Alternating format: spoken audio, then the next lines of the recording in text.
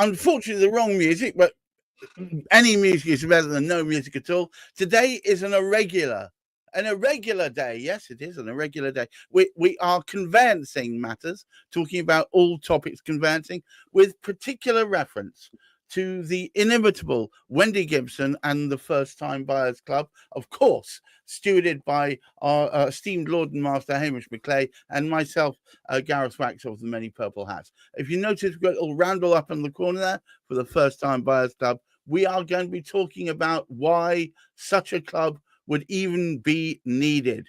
But first of all, we'll start off, as per usual, with the incomparable Hamish McClay. Good afternoon to you all. Bright, sunny weather. Not that you can tell from my backdrop here, but it's bright, sunny weather in Oxfordshire. And of course, this is the second of our podcast this week. And it's a special one. We call it Conveyancing Matters, in support of the National Conveyancing Week, which we are presently in. And of course, the sad thing is, our conveyancers are beavering away absolutely madly, trying to get up to date with the land charges. Not the land charges. The SDLT, the stamp duty land tax, which is winging itself fleetingly towards us for the 31st of March. So they're so busy, many of these conveyancing lawyers, but they're so vital to what we actually sort of do in terms of the change of ownership of property. And it doesn't matter whether it's a first-time buyer or a 20 times buyer. It doesn't matter who the heck you are. We're so dependent upon these conveyancers. The thing is, who do we go to as our conveyancer? There are a number of conveyancers. There are thousands. I mean, Wendy probably knows more than I exactly how many there are. I don't know. I can only work with a certain number in terms of the work that we actually sort of do. But they're absolutely vital. And they're not the only thing that are vital. There's so much that is happening. I just spoke about it, the stamp duty that's just about to change. There's so many other things which are sort of going on. And Wendy knows, because what Wendy does, and this is why it's so vital to have somebody like Wendy to work with when you're first buying into property. In fact, to be perfectly honest, there are a number of us, I wouldn't know what the heck to do now if I was buying or selling any property, personally myself. Because I'd speak to somebody like Wendy and say, right, Wendy, what do we do about this? Because it was such a long time ago when I last bought it. The laws have changed. Everything sort of changed about it. The mortgage rate, everything changes so quickly. And to think that you know something, if you started getting ready 2-3 years ago to get your first property, everything's changed. As we know, strategies have changed. There's so many other things which have changed. And you need somebody like sort of Wendy to actually sort of guide you through that sort of, I was going to call it morass. That's probably a bit unfair. It should be straightforward, but it isn't, is it, Wendy? Indeed, no. It's well and truly a journey which many people find quite daunting. Well, I was going to ask you, Wendy, I'm going to throw today's premise straight firmly so that you can catch it and field it for me. Why in Tarnation's name do we need a club? I set up the First Time Buyers Club because I feel that this is an area of the market which is sorely underprovided to. They are quite often disenfranchised by the system itself. And although there are loads of clubs out there, or even education programs out there specifically tailored towards anyone looking to buy property as an investor, there's very few courses or any resources that people can go to actually find how they can get on the property ladder to buy a home to live in for their first, for the first time. Many people rely a lot on friends and family, but the problem with that is exactly as Hamish said, many parents maybe undertook the property journey a long time ago, and a lot has changed since then. A lot of the processes have changed and become a lot more complicated. And if they rely on friends, they might have friends who've been through the journey. a lot more recently.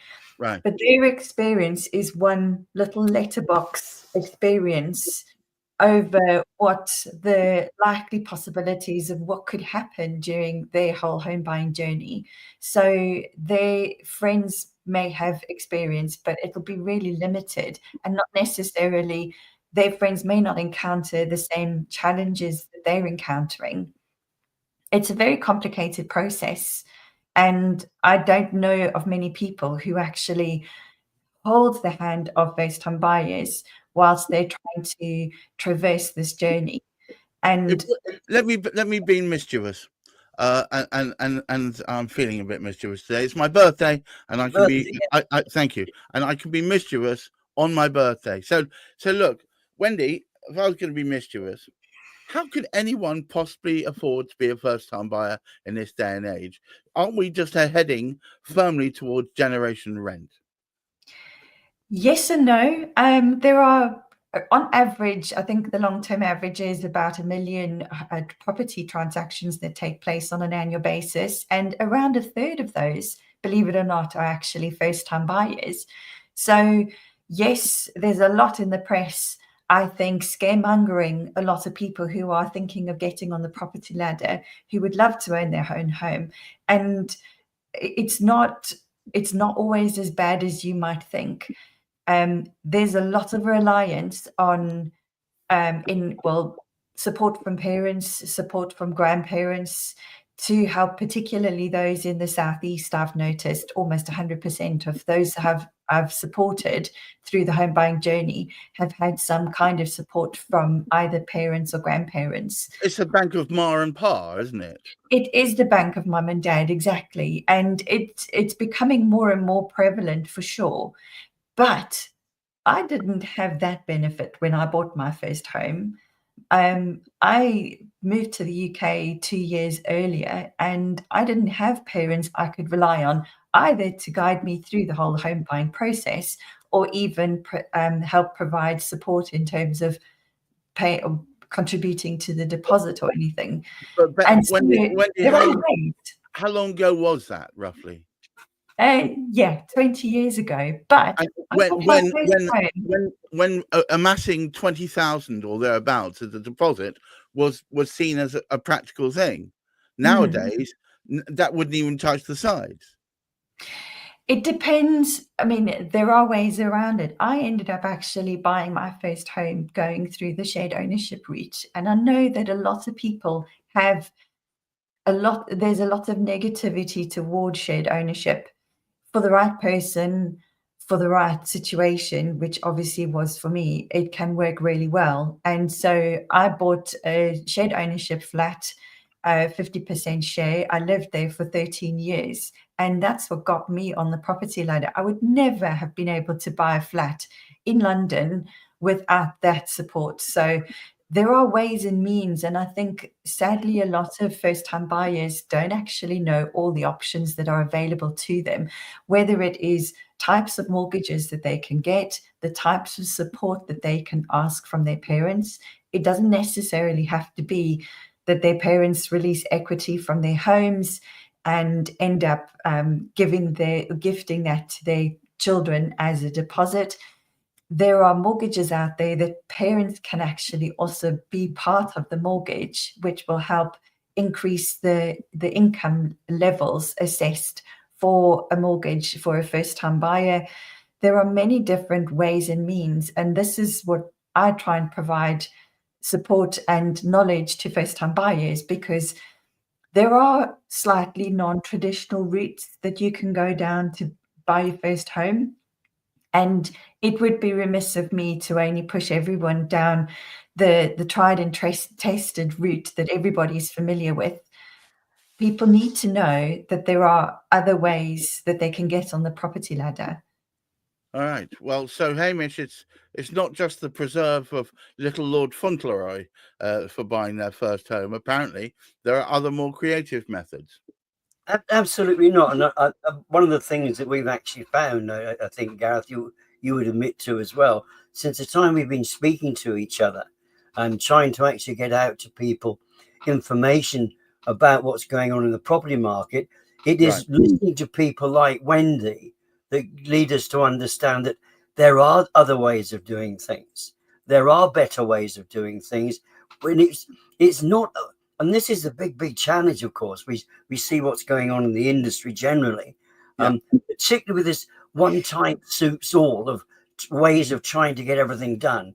I mean, just to put things in perspective relative to what Wendy's, it's not just what you're doing initially to get everything sort of going, get everything sort of on the move, because there's so much that even I, with my work, I've been involved with the industry for 20 years, I wouldn't understand. I haven't gone through the process like Wendy, who can explain, who can guide. She can guide you to the right solicitors. She can guide you to the right mortgage brokers. There's all of these things that can happen. And then the aftermath is, and I've received it only today, a great friend of mine and ours generally, because she's part of the Wigwam organization. Her niece was moving, first time buyers, niece is moving, and all of a sudden these searches come back. And she cannot understand what the heck they mean. And this is the first time, but what the heck they mean. The thing is, they've got all these flashing lights on them and goodness knows sort of what else. And some of them, I shouldn't admit to this, but some of the stuff that's come back is absolute crap. I would never buy from that particular, but it's unfair of me to actually sort of say it. But people unguided have to go down a predestined route that they weren't realizing what was going on. Get a bit of help from Wendy, for example, and she would advise the best route to go down if it can be achieved. However, what it is, these reports have come back and they've got these particular sort of things. And as I said, they're flashing. They're basically an awful lot of reports have come back in a traffic light system, which is a warning. And somebody's saying, well, actually, can I go ahead? Is this worth proceeding with? If I've got all these warnings about the whole thing. But there's no guidance there within the report itself. So how is that person going to react? Now, if you've got somebody like Wendy guiding you, absolutely sort of great. The thing is, one would hope that, and they are given the chance, given the time, given the opportunity. Conveyancers are great guides as well. Don't get me wrong. You could do with that. And in fact, you get the right team together. You're really on a winner, and you can find the steps through there. But you do need to work with sort of somebody else, somebody who can actually guide you, reassure you, say, no, that's normal. That's absolutely normal. You don't expect, that is the type of thing we'd expect to come through. Even though it's a poor report, there's nothing to worry about within that particular report. But you need somebody to tell you that before, rather than frighten you off, particularly everything else that's happening with prices going up, with interest rates changing. And that's where your guide comes in. It's really, really handy. Your solicitor is fantastic at the legal side of things. But if you've got the legal side of things sorted out and you're working with somebody like Wendy, when the Buyers Club that she actually presents, I've seen some of her presentations. They're absolutely great, actually. I would advise people to get in touch with that. But it does help so much, because it seems far more complicated than it needs to. Right. Indeed. So Wendy, oftentimes these searches come back and they say all these, careful now, watch out for this. It really depends on your appetite for risk, and also, more importantly, your ability to take a silk purse and build it out of a sow's ear, I think. Is that fair? The reports themselves can be really terrifying to read, especially if it's all in a language that you don't understand. One of the biggest fears that first-time buyers have is that this is often the largest purchase that they have made to date in their lives, and potentially what the largest purchase they'll ever make. Ever, exactly. So the fear of making the wrong decision is immense. Yes. And my role is really to help guide people through and put context around a lot of the reports, etc. I mean, I help people right from the get-go, from when they've decided they actually they want to buy their first home. How do they start saving? How do they get their deposit together? What mortgage options have they got? All the way through the process, including assessing reports, conveyancing, obviously where to buy their first home, what kind of home is going to be the most appropriate for them, the whole works, including after completion even. And reports are quite often the most common fears that I come across, where people have, they're buying a flat in an existing block, for example, and anything that's bought or built before the year 2000, there's a likelihood of asbestos, for example. And that is such a terrifying word for so many people when they hear there might be asbestos present. What I always try and explain to people is, yes, there may be asbestos present because the materials that were used in those days could have contained them. But your school could also have contained some asbestos. So could your office that you work in, the hospitals that you attend, your It used to be thought of as the wonder substance. So they used exactly. Any theatre you go to, any club you go to, absolutely any building that you walk into could potentially contain asbestos. So the fact that it's present in itself is not the big issue. The big issue is how it's managed. So that I try and contextualize a lot of these things. That's one of the really common ones that come about. I've got some feedback from Zara Olibukus, a stalwart of some of our other channels. She says shared ownership needs to come with a warning. There's a one-sided deal in favor of the landlord. What's your response to that? It definitely needs to come with a warning. Just with every single property that people are considering buying, you have to be aware of the pros and cons that you're going to be getting involved in. You need to know what liabilities you have.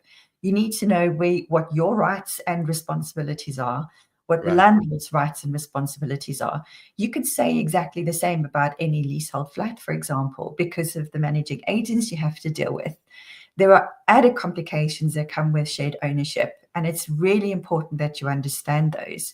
But to say that they are should be avoided at all costs, I think, is the wrong statement to make. You're saying go into it with your eyes open and be aware. Absolutely.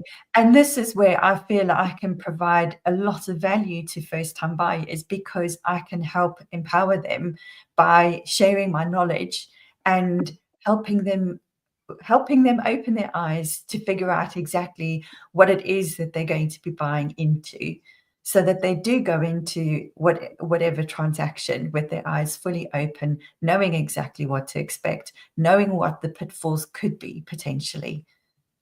I've got another comment from Zara, which says, what do you think will make this easier on FTB? So what's an FTB?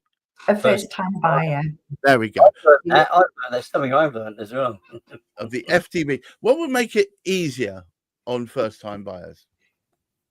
I think empowering them with knowledge is the most important thing, really, because it's an unfamiliar process.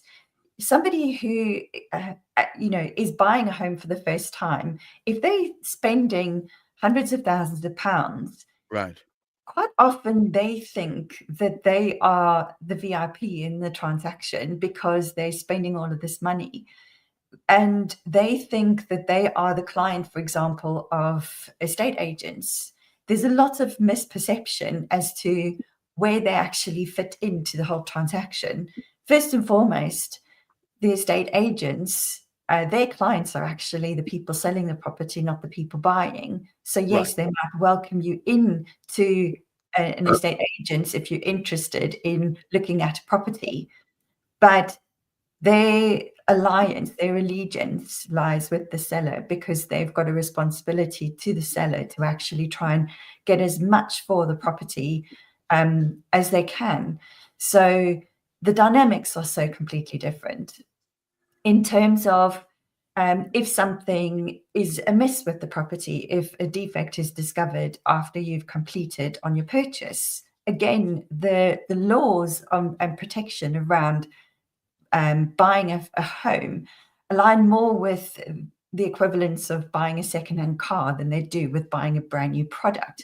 If you're buying a brand new product, you have the consumer rights, consumer protections of if it's defective, to be able to send it back to the manufacturer and get them to sort it out. But the rules around buying a home, especially if you're buying an existing home, actually align more with buying a second-hand car than it does buying a brand new item. Buyer beware. And exactly that, buyer beware. So the importance of doing all of your due diligence, getting your transaction team, who's obviously your solicitor or conveyancer, your mortgage broker, your surveyor, all of those people are there to advise you. And I'm there as an additional advisor who can knit and glue all of that together to try and make sure. The benefit of working with you and your club is you've now done this many, many times. Yeah. So you are the focused voice of experience for the first time buyer. Hamish, I think we've come close to the end of this podcast. Would you take us home? Well, I think is very opportune that Zara should come in and give us a few wise words there. But it also demonstrates the right sort of people to be working with. And Zara, we've shared many a podcast with, and so that she helps us out to guide us through. And the great thing is, if you've got a solicitor like Zara to look at the risk involved for you, because she's checking it out. Now it's almost like a double indemnity, isn't it? If you've got something like Zara checking out the legal side of it, and Wendy guiding you through all the other entrapments that could be sort of out there, you're really on something which is a far better way forward than could actually be gone. So the conveyancer's absolutely right. They want to sort out the risk, and that's what Zara does. And it's interesting, speaking about Zara, about the risk some people will take, and I'm sure Wendy would agree, on occasions you're trying to, no, that is not a way forward, and they say, I want it. She was telling me this only the other day, how frustrating it is for her that she's constantly saying, oh, I don't think I would touch it. And they're going, but can we make it happen anyway? I think this is the thing, Wendy. You can advise people till you're blue in the face. But if people have set their hearts on a thing, even though it may have no structural benefit, either literally or metaphorically, they will still want to go ahead with it. Thank you so much once again, Hamish, for helping put together a channel that is both informative, instructive, and also throws up issues that people should be beware of, but also provides the answer. If you have a look at the firsttimebuyersclub.uk, Wendy will seek to provide you with the kind of advice that is derived from raw experience that will help you, hopefully, not fall into any of the potholes. Sorry, potholes being an opportune thing to fall into at the moment, all over the bloody roads near us. Anyway, I have to go off and open some presents. Woe is me, because it's my birthday. Thank you all for watching, and hopefully you'll continue with the rest of one. We've got plenty more to come. We've got Ipsy Kind of Magic tomorrow. We've got Property Quorum and Cladding Matters. I hope you're going to come along for all of those. But until next time, keep your feet on the ground, keep reaching for the moon and the stars, and buyer beware. Good Lord. Take care. And happy birthday. Oh, well, thank you. That's very kind. Bye-bye, all.